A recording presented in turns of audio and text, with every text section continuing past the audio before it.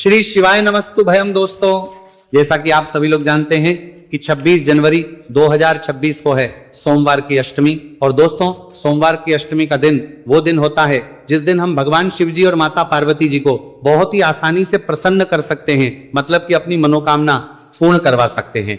इसी के साथ में हमारे जीवन की दुख और परेशानियां भी यहाँ पर दूर करवा सकते हैं। पर उसके लिए दोस्तों, आप लोगों को यहाँ पर 5 दीपक वाला उपाय करना पड़ेगा।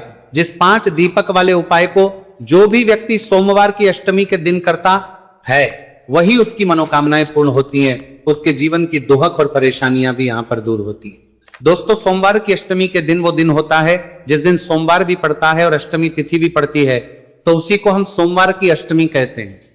और सोमवार की अष्टमी के दिन भगवान शिव जी के मंदिर में 64 योगिनियां विराजित होती हैं, मतलब कि सभी देवी देवता भी जो है उस दिन भगवान शिव जी के मंदिर में विराजित होते हैं। तो आइए दोस्तों, समझते हैं कि आप लोगों को सोमवार की अष्टमी के दिन 5 दीपक वाला उपाय कैसे करना है। और दोस्तों, हम आपको बता दें, यह साल 2026 की प्रथम सोमवार की अष्टमी है, प्रथम महीने में पड़ रही है, इसलिए इस मौके को अपने हाथ से मत जाने देना और इस 5 दीपक वाले उपाय को जरूर करना। तो आइए जानते हैं कि इस वाले उपाय को आखिर करना किसको है, किस समय करना है, कहां पर करना है। तो देखो, ये वाला जो उपाय है, ये घर के बड़े सदस्य में से किसी एक सदस्य को करना है।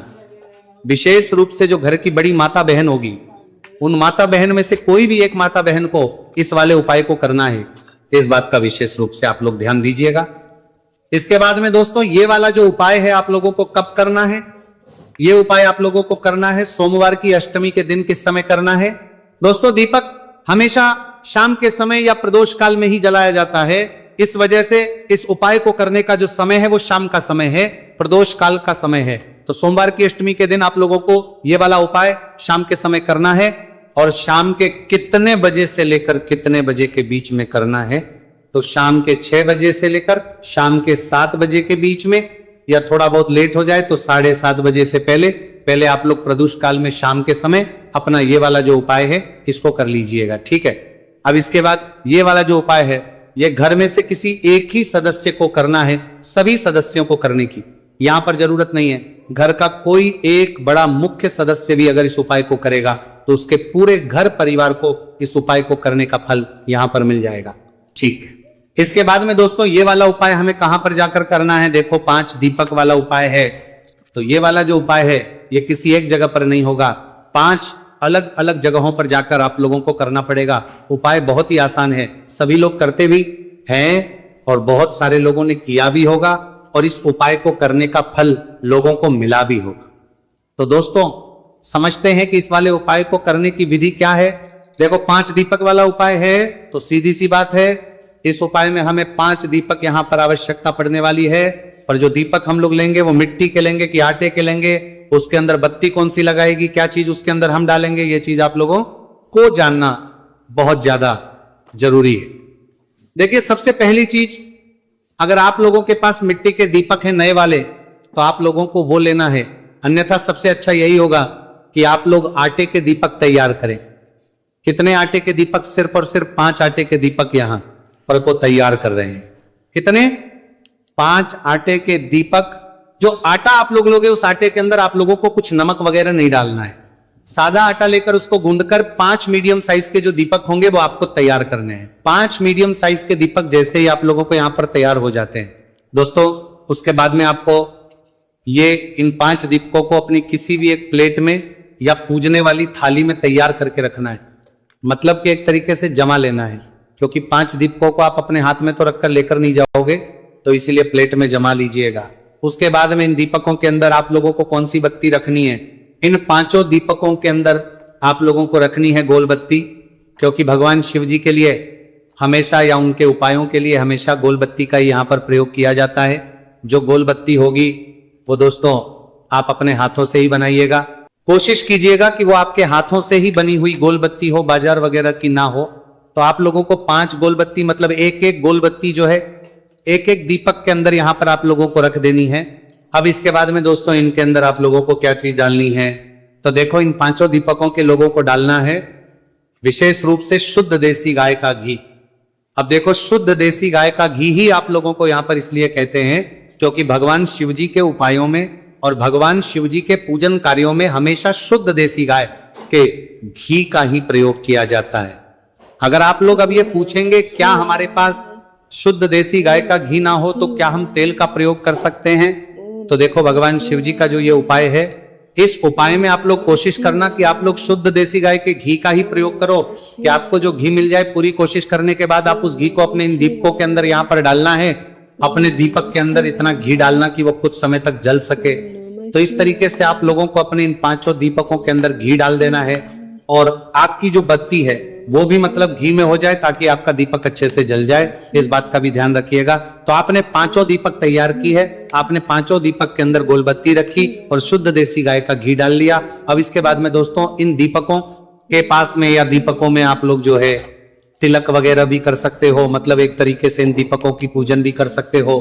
ठीक है, मतलब हर दीपक को जो है तिलक समर्पित कर सकते हो, मतलब लगा सकते हो उनको, है ना। इसके बाद में दोस्तों ये वाले जो दीपक हैं ये आप लोगों को घर से जलाकर नहीं लेकर जाने हैं। जहां जहां पर हम जाएंगे वहां पर हमें एक एक दीपक जलाना है, उसके बाद रखना है।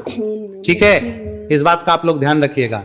तो यहां पर क्या करना है आप लोगों को दोस्तों, शाम का समय जैसे ही होता है तो शाम होने से कुछ समय पहले ही आप लोग अपने इन दीपकों को बनाने की तैयारी शुरू कर देना, क्योंकि इन दीपकों को बनाने में आप लोगों को ज्यादा समय नहीं लगेगा। तो कुछ समय पहले ही आप लोग अपने इन दीपकों को बनाना शुरू कर दीजिएगा। ठीक है, दीपक आपके जैसे ही बनकर तैयार हो जाते हैं तो सोमाष्टमी के दिन शाम के समय प्रदोष काल में आप लोगों को अपने घर से इन दीपकों को तैयार करके शुद्धता का ध्यान रखते हुए, मतलब हाथ मुंह वगैरह धोकर या जो भी आप लोग स्नान वगैरह करते हो भाई, वो सारी शुद्धता का ध्यान रखते हुए आप लोगों को अपने साथ में ये 5 दीपकों को रखकर निकलना है।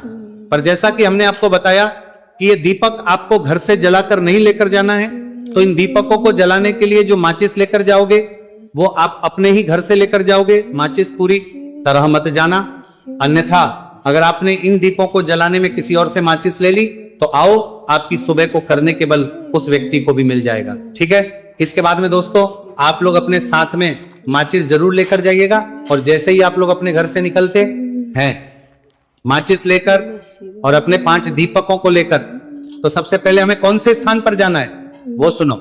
देखो 5 दीपक वाले उपाय में जो 5 दीपकों को रखने के लिए जो सबसे पहला स्थान है वो है दोस्तों यहाँ पर भगवान शिव जी का मंदिर।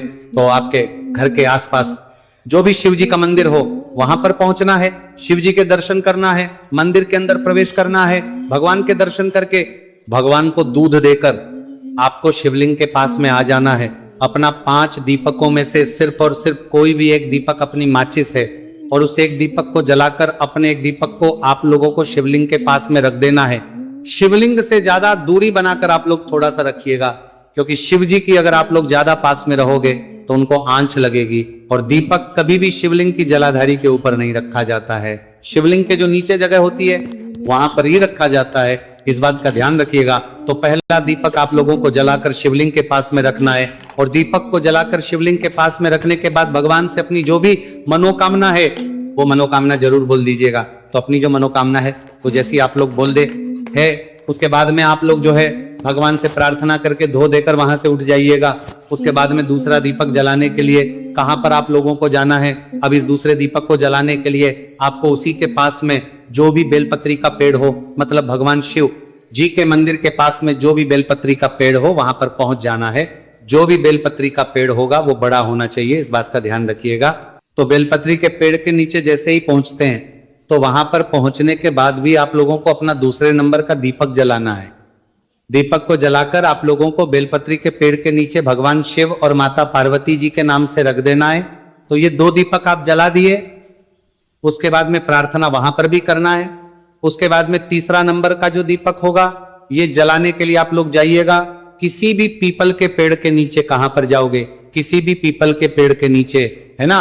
और वहां पर जाकर भी आप लोग अपने जो है तीसरे नंबर के दीपक को जलाइएगा, और दीपक को जलाकर आप लोग जो है उस पीपल के पेड़ के नीचे ये दीपक को रख दीजिएगा। जो पीपल का पेड़ है बड़ा होना चाहिए, इस बात का ध्यान रखिएगा। तीसरे नंबर के दीपक को पीपल के पेड़ के नीचे रखने के बाद अपना जो चौथे नंबर का दीपक है इसको लेकर आप लोग पहुंच जाइएगा सीधा आंवले के वृक्ष के नीचे। कहां पर? आंवले के वृक्ष के नीचे, है ना, जो वृक्ष बड़ा होना चाहिए। तो चौथे नंबर का दीपक आप लोग आंवले के पेड़ के नीचे पहुंचिएगा, वहां पर जाकर अपने इस दीपक को जलाइएगा। और दीपक को जलाने के बाद दोस्तों आप लोगों को क्या करना है कि भगवान से प्रार्थना कर लेना है। तो चौथे नंबर के दीपक आंवले के पेड़ के नीचे आप लोग जला दीजिएगा। उसके बाद में आप लोगों की जो प्लेट है, थाली है, उसके अंदर बचा हुआ होगा पांचवा और आखिरी नंबर का दीपक। तो आप लोगों को क्या करना है, ये आटे के 5 दीपक जो है, इनमें से जो पांचवा और आखिरी नंबर का दीपक है, इस दीपक को लेकर आप लोगों को सीधा कहां पर जाना है, अपने ही घर के मेन पर, मतलब कि मुख्य दरवाजे पर, घर के अंदर प्रवेश नहीं करना है। 4 दीपक आपने जलाए, 3 दीपक आपने के नीचे जलाए और 1 दीपक शिवजी के मंदिर में जलाएं। 5वें नंबर का और आखिरी नंबर का जो दीपक है, ये आपको अपने ही घर के मुख्य द्वार पर लगाना है, जिसके लिए आप लोग अपने घर पर आ जाइएगा, पर घर के अंदर प्रवेश मत कीजिएगा।